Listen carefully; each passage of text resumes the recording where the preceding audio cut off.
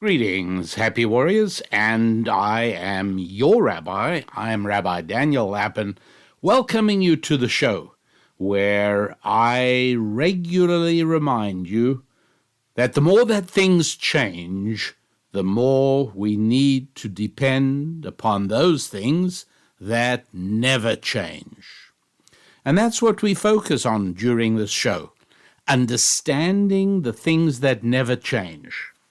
Because if we can remain safely anchored to the realities that never change, then we're free to experiment, we're free to roam far afield, we're free to vary our explorations and our adventures, knowing that we are constantly safely tethered. It's almost similar to a ship lying to an anchor. And even though there might be heavy winds and there could be stormy conditions, provided that the ground tackle is strong enough, provided the chain and the anchor are all correctly sized for the conditions, you can sit out the storm.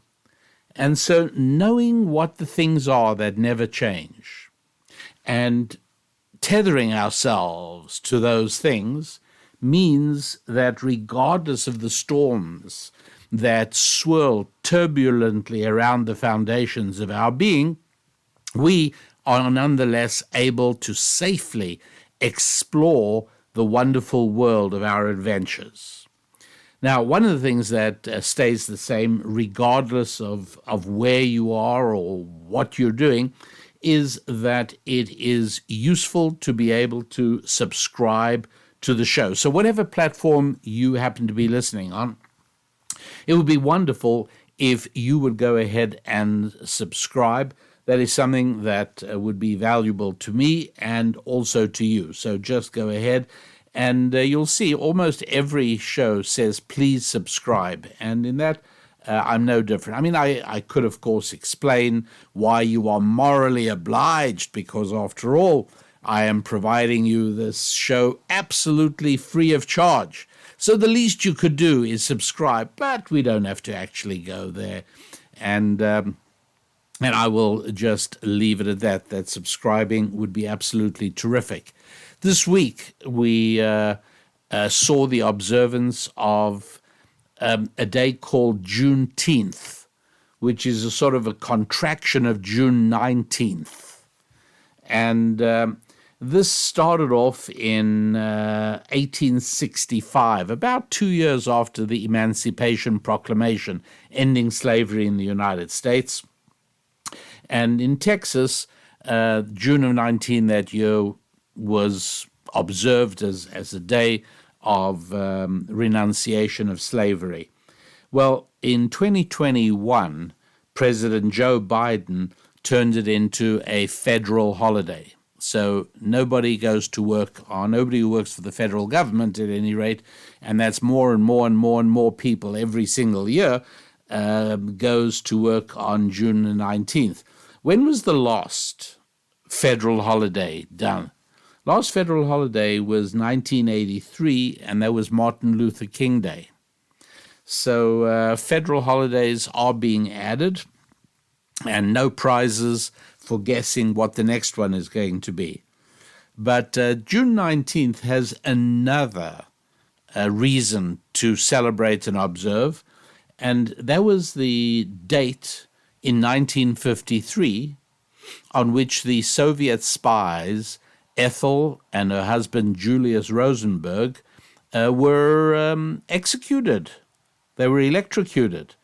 In his memoirs, Nikita Khrushchev, who was for many years the head of the Soviet Empire, spoke warmly and flatteringly about Ethel and Julius Rosenberg, saying that their efforts enabled the Soviet Union to achieve its goal of building an atom bomb far quicker than it might otherwise have taken. And so in Khrushchev's memoirs, the Soviet spies, Ethel and Julius Rosenberg, get applauded and they get credited. And they were caught and tried and executed all astonishingly quickly. In those days, there were not endless death row appeals, and they were both executed on Friday, June the 19th in 1953. I want to tell you a story about a friend of mine. He is a senior United States military officer. He's an officer in the Army, has been decorated and very recognized for many years.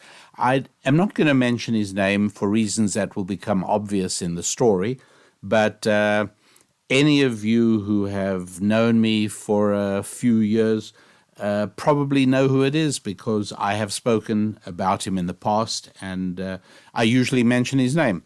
But in this context, I'm going to leave the name out, and I'm going to tell you that he approached me via a telephone call and asked me, he said it would be very meaningful to the family if I would officiate at the wedding of his daughter.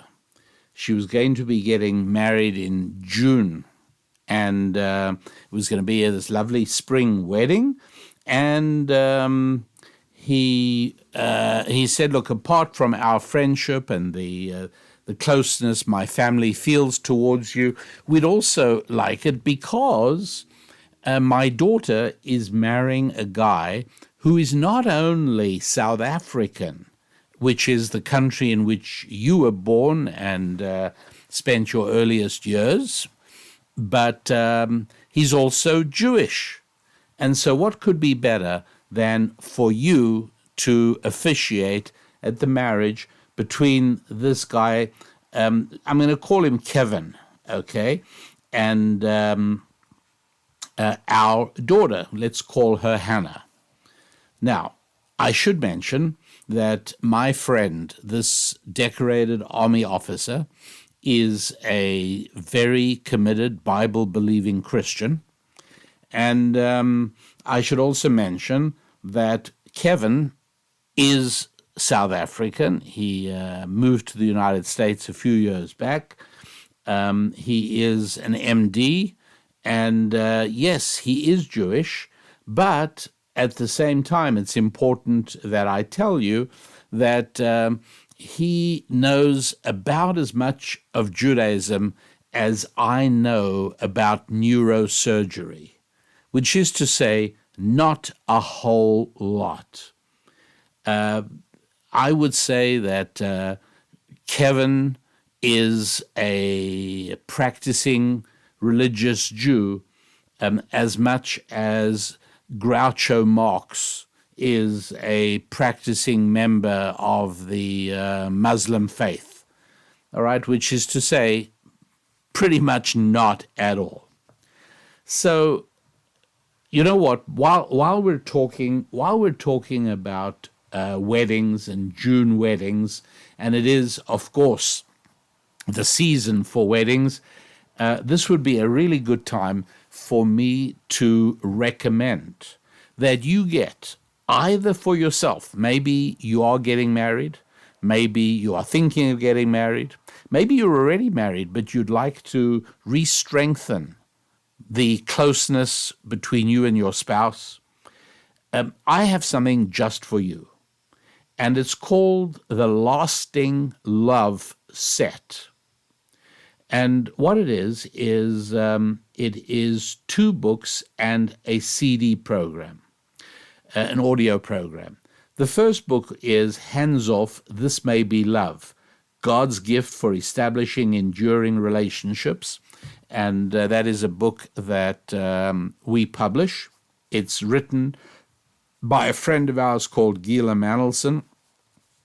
The second book is called I Only Want to Get Married Once, Dating Secrets for Getting It Right the First Time. And that one is written by another friend of ours called Hannah Levitan. And the third item in the Lasting Love Set is Madam, I'm Adam, Decoding the Marriage Secrets of Eden. And that is by Susan Lapin and me. And the way that people tell me they've been deriving a lot of benefit from the Lasting Love Set is by Each partner reads one of the books at a time, then they switch books, and then together they listen to the audio program, and they stop it regularly. They may listen for 3 or 4 minutes. Something comes up, and I said something. They stop it and they discuss it. And this very process of both of you reading the same 2 books, having a chance to discuss what you're reading with one another, both of you simultaneously listening to an audio program having to do with the unchanging principles of male-female relationships. Remember, I always say the more that things change, the more we need to depend on those things that never change. And regardless of 60 years of feminist ideology, and regardless of several decades of seriously aggressive socialistic indoctrination in most Western countries, the bottom line is that what a woman wants from a man and what a man wants from a woman still remains true for 99.75% of men and 99.83% of women. And I did make up those stats. So we would love you to take a good look at this. You go to the website, rabbidaniellapin.com, and you look for the Lasting Love Set, okay? Lasting Love Set. And it's the 2 books, Hands Off, I Only Want to Get Married Once, and it's the audio program, Madam I'm Adam, Decoding Marriage Secrets of Eden. And do your relationship a favor, which is another way of saying do yourself a favor. Without belaboring the point, it goes without saying that if you know any particularly young people who are dating or seriously courting or getting married or have just got married, great gift for them. Do not hesitate, because the benefits that accrue from the feelings of renewed closeness are really important.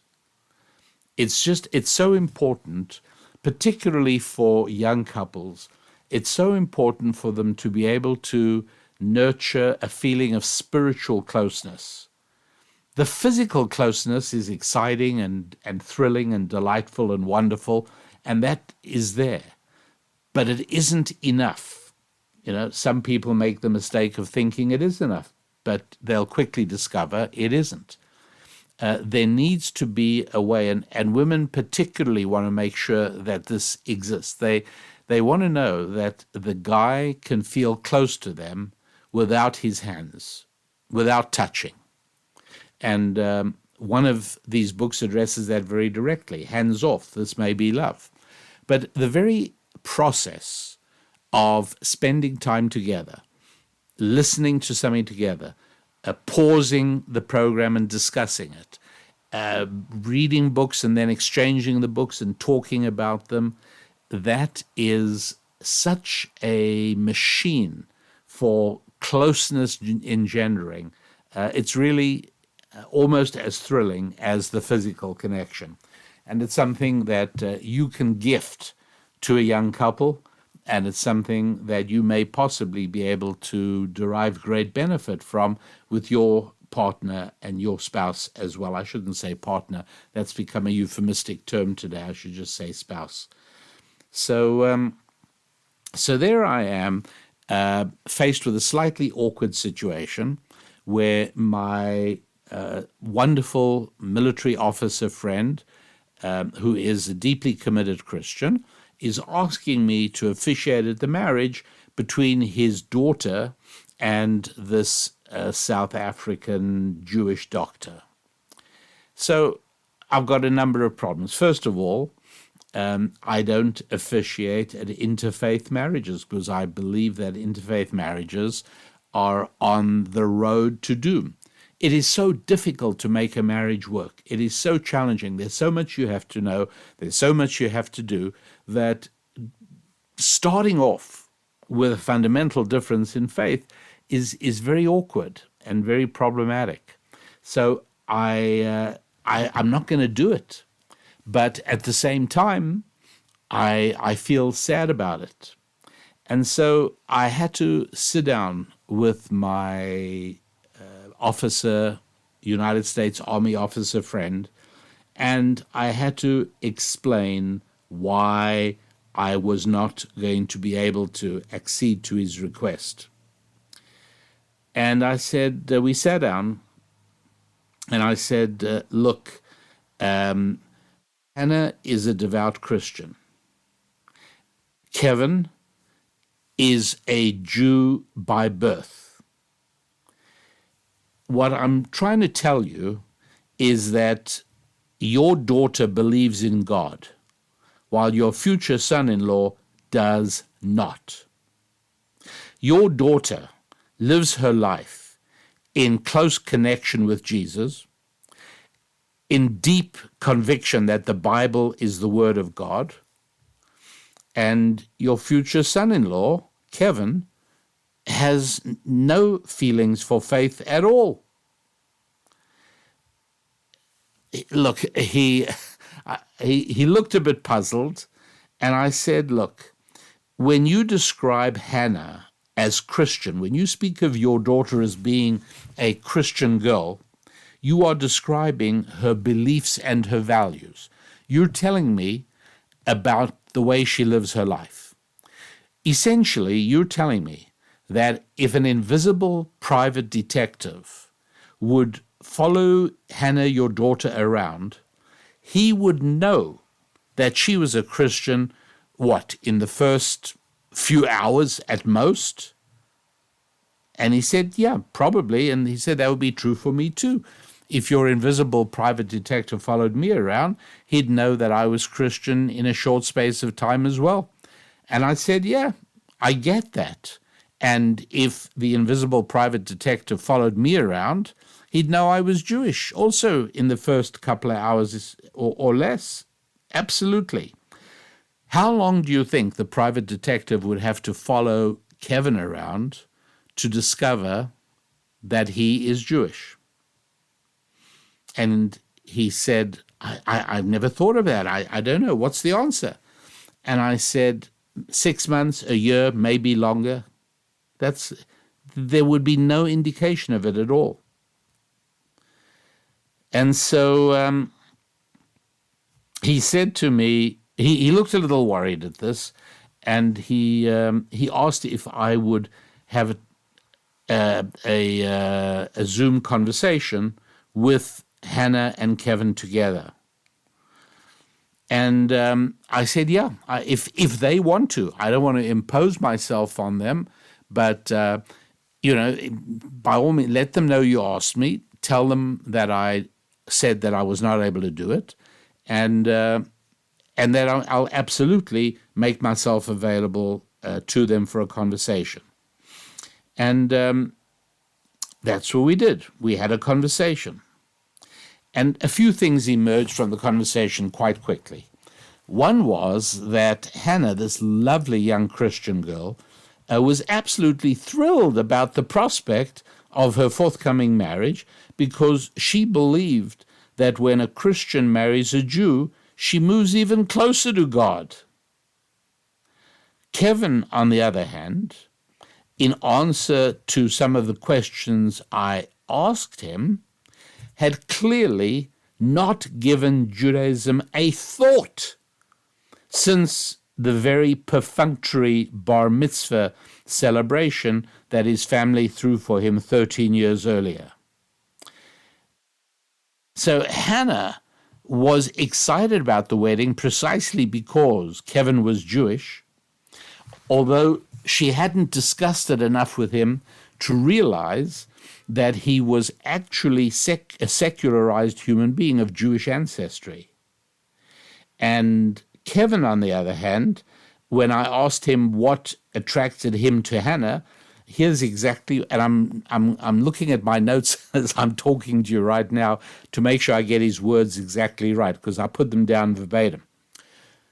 I saw this good-looking girl in the next car at a traffic light, and I followed her until I could get her to give me her number, he proudly announced. And that, my friends, was Kevin's basis for married life.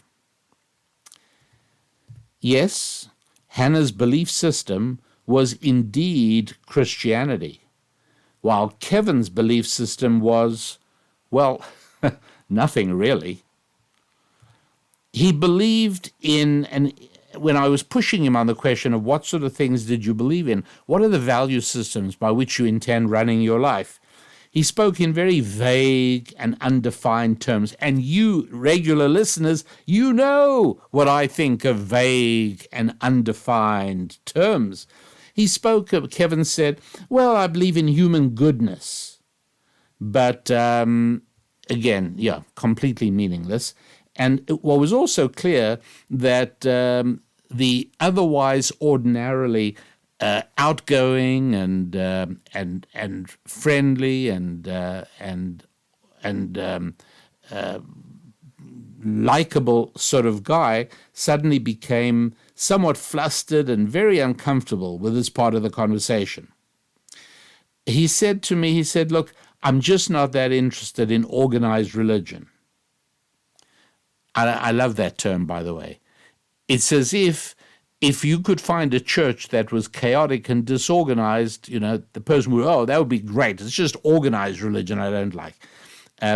It's like a term that has come to mean absolutely nothing, but at the same time, it says, well, I'm not a bad person, but it's just, you see, organized religion has so much negativity associated with it that someone like me couldn't possibly be associated with it.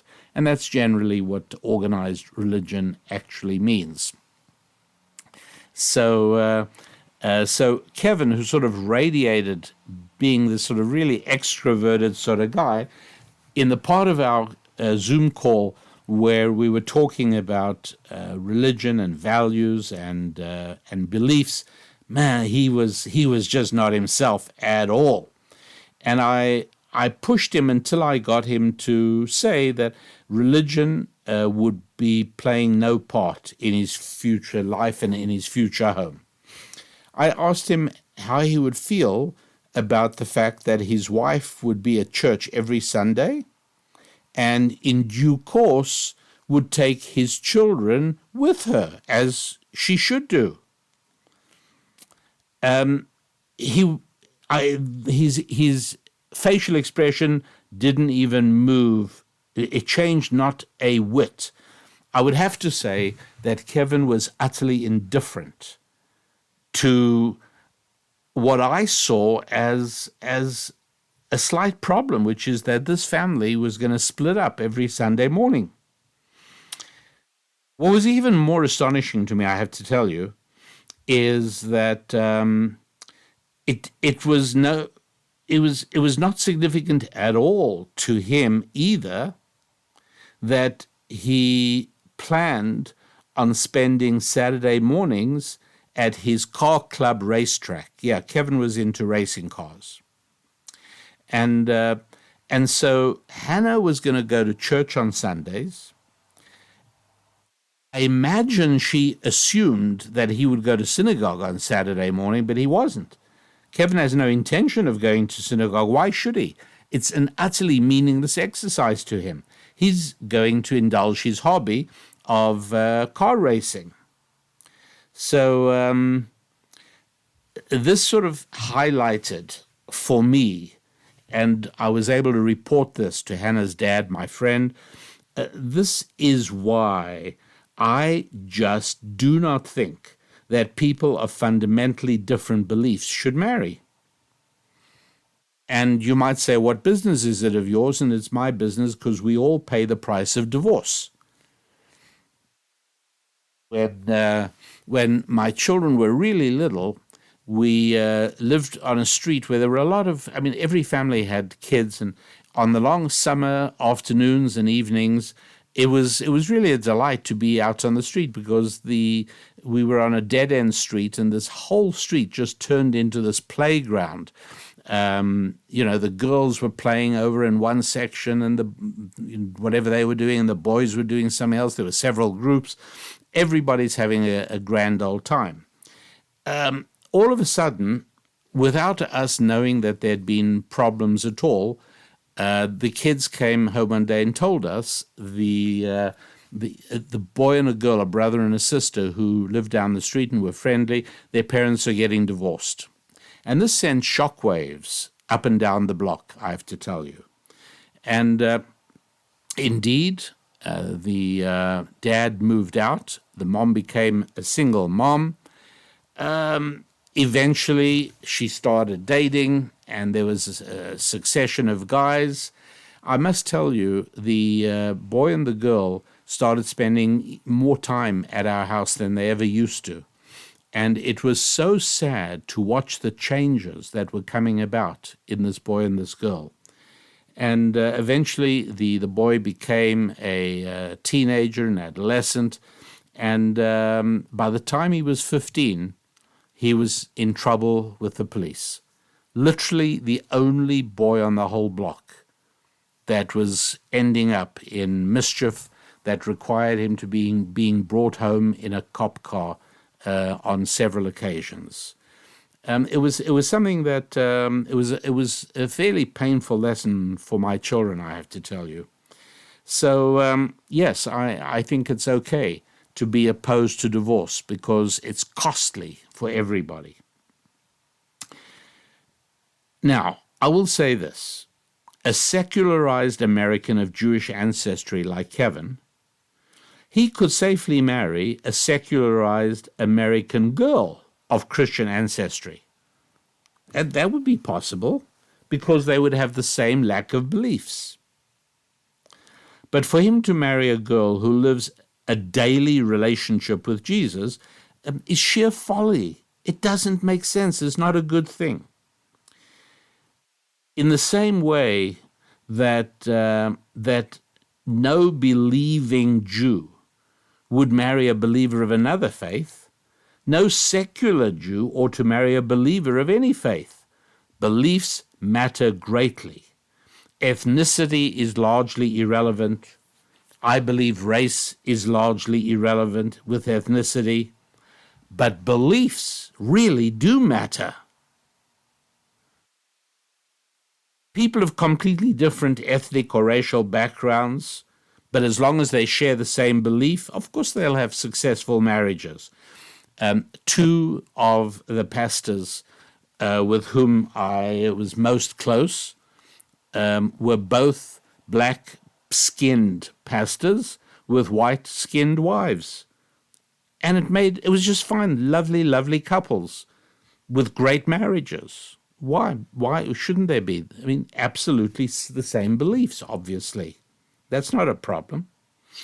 So I thought what might be useful for you all, if you know somebody in this kind of situation, or maybe you are as well, but maybe you're a believer and you're contemplating marriage to somebody who doesn't believe.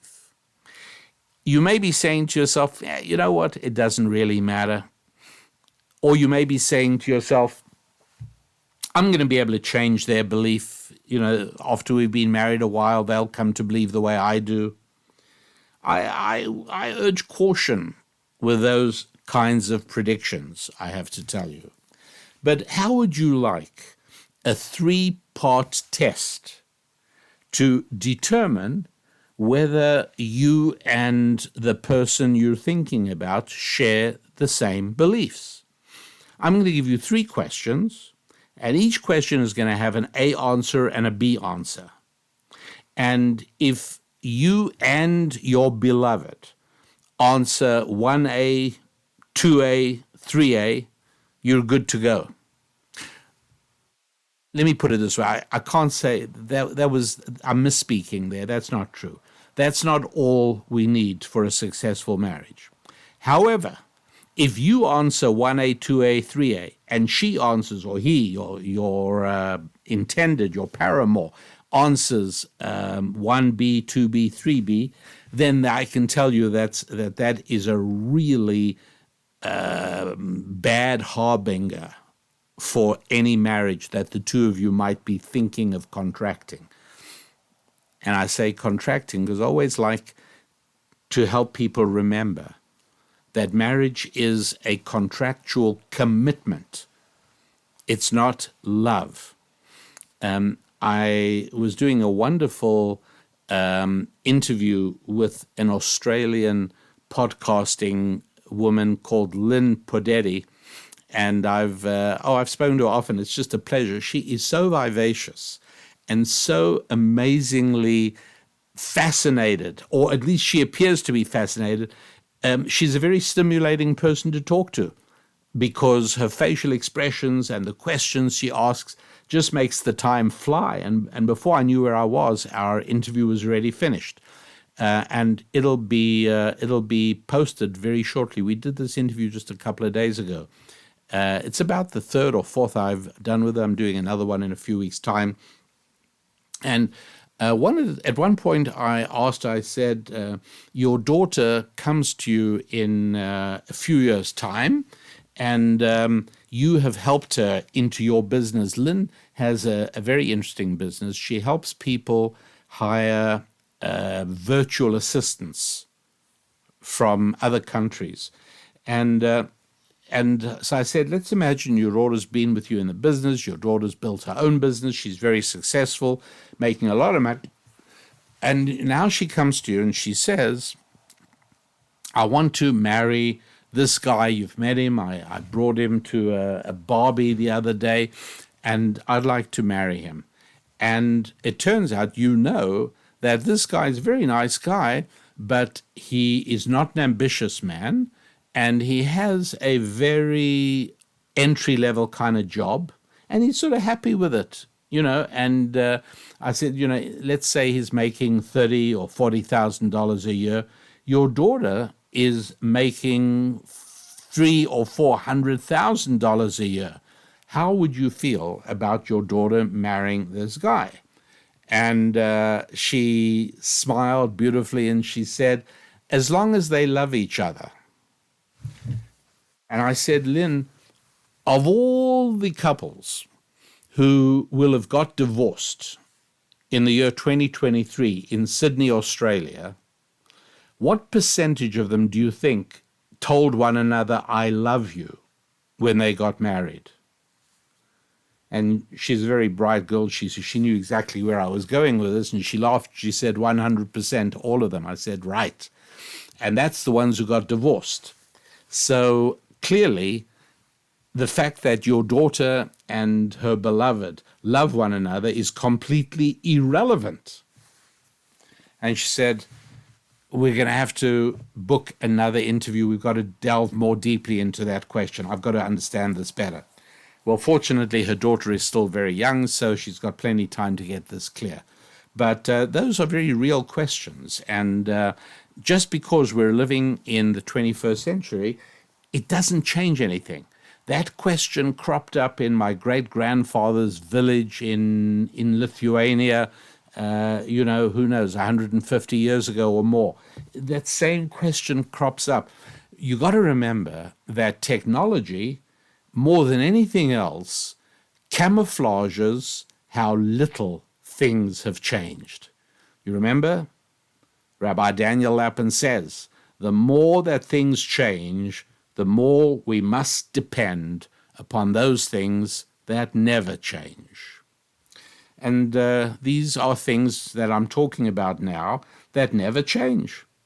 So how would you find out whether the person that you are thinking of forming a marriage with, how can you find out what their belief system is? Well, fortunately for you, I have prepared, and this is the crux of today's show. This is the core. I've prepared 3 questions, and you both have to answer these questions, and then you just see whether you answer the same or you answer differently. Question number 1. How do you think human beings came to be on this planet? Answer A. God created us in his image and placed us here. Answer B. Well, by a lengthy process of random materialistic evolution, primitive protoplasm turned into people? That's answer B. Question number 2. Where is the human race headed? Answer A. To an ultimate day of God's choosing, when a grand messianic redemption will take place, resulting in the whole world recognizing God and his truth. Answer B. Where is the human race headed? To an ultimate day of destruction and oblivion that will wipe us out through overcrowding, poverty, global warming, acid rain, nuclear explosion, off-course meteorites, or any combination of the above. You get the idea. Is the future glorious and joyful, or is the future doomed and horrible? Unless, of course, government seizes ever more power and then collaborates with other governments to form a strengthened United Nations, and they take charge, because that'll solve all the problems. So there you've got question number 1, how did human beings come to be on this planet? And question number 2, where is the human race headed? And finally, question 3, also with answer A and answer B. What are we really supposed to be doing while we're here? What is our purpose on this planet? Answer A, we are supposed to be developing our relationship with God and becoming closer to him through studying his Bible and following his wishes.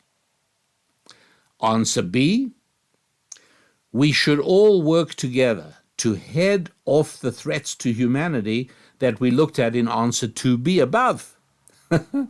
If they're too formidable for us to solve alone, we should urge our government to solve them by passing laws about how many flushes it takes to work your toilet, and what electric light bulbs you may use, and what cars you may drive.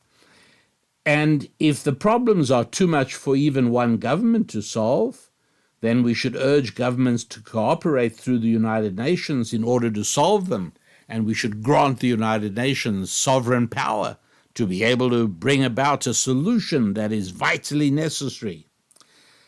Those, my friends, are the 3 terrific existential questions to ask somebody to try and find out if you're on the same spiritual page. The answers are, how did we get onto this planet? What is the future looking like? And what are we supposed to be doing meanwhile between arriving on this planet and departing this planet? And when you know the answer to 1, 2, and 3, each of those 3 questions, you'll know right away.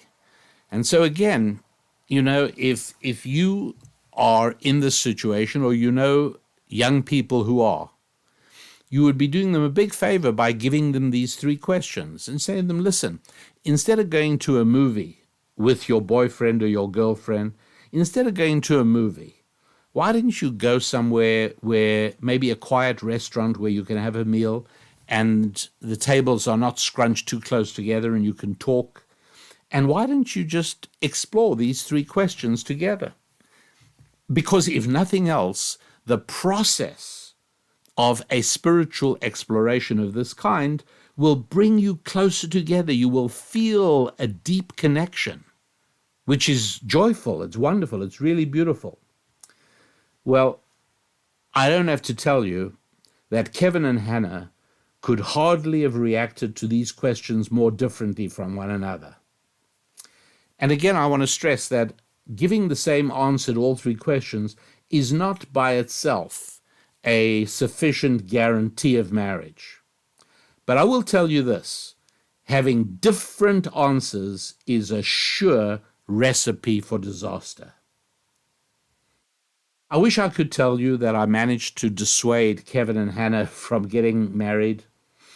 They did marry, and they found a renter rabbi to stand alongside the pastor to provide quasi-pseudo-kosher certification for the benefit of Kevin's traditionally minded grandmother from Cape Town, South Africa. Beliefs really do matter. And so I will leave it at that without telling you anything more about Kevin and Hannah. There are no shocking surprises there.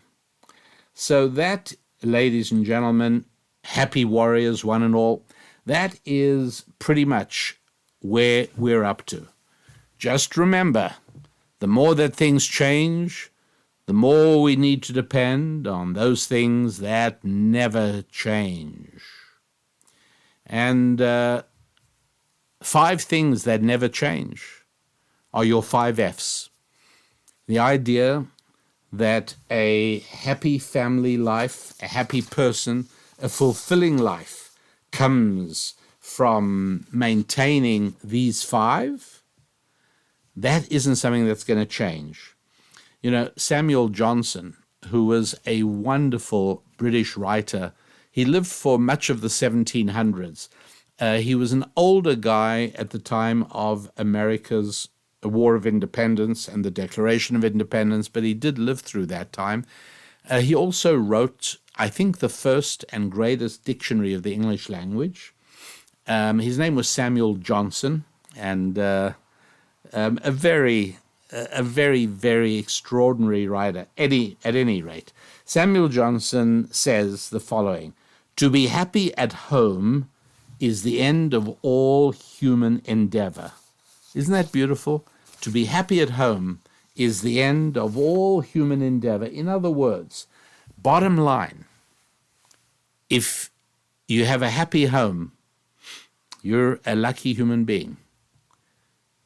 And one of the ways to bring that luck, one of the ways to make sure you do, and you will build it or you will change it into that, or you will do whatever's necessary, one of the ways is by focusing on the holistic you. Now, you can download the holistic you at RabbiDanielLapin.com. Just look for an ebook called The Holistic You for free. It's yours. And it speaks about how to integrate the crucial 5 fundamental elements of your life: your faith, your friendship, your finance, your fitness, and your family. Those 5. And so have a look at that ebook at RabbiDanielLapin.com. And until next week, I, your rabbi, wish you a week of positive progress with your friendships and your faith, with your finance and your fitness, and, of course, your families. God bless.